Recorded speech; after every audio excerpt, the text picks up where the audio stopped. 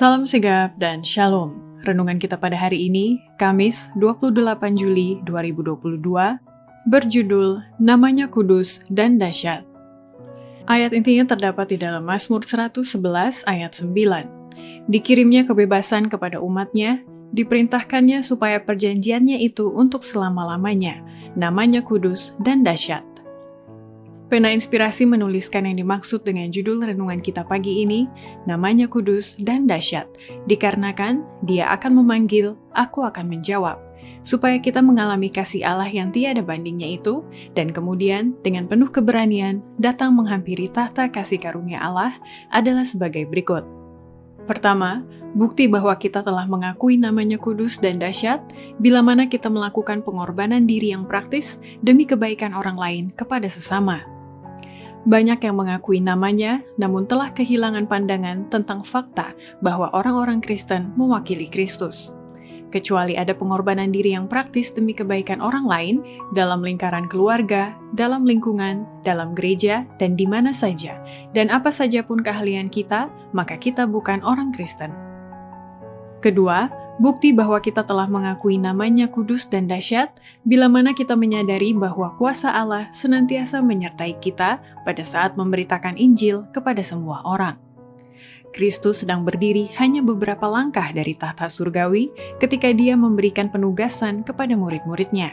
Dia berkata juga kepada semua misionaris yang harus mempercayai namanya, "Pergilah ke seluruh dunia, beritakanlah Injil kepada segala makhluk. Kuasa Allah menyertai mereka."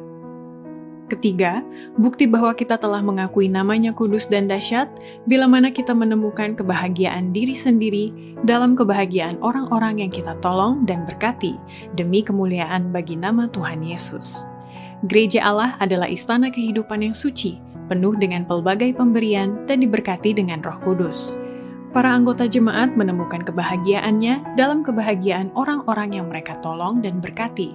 Ajaib pekerjaan yang direncanakan Tuhan untuk dilakukan melalui gerejanya agar namanya dimuliakan.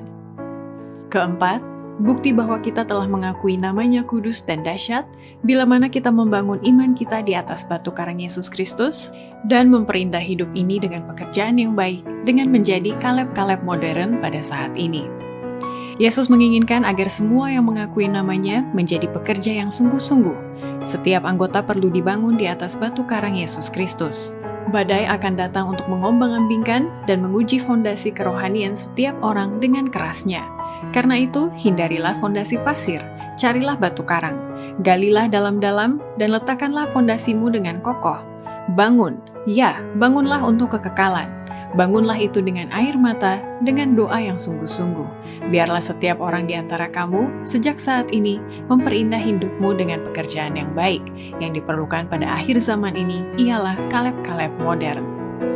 Demikianlah renungan kita pada hari ini, kiranya Tuhan memberkati kita semua.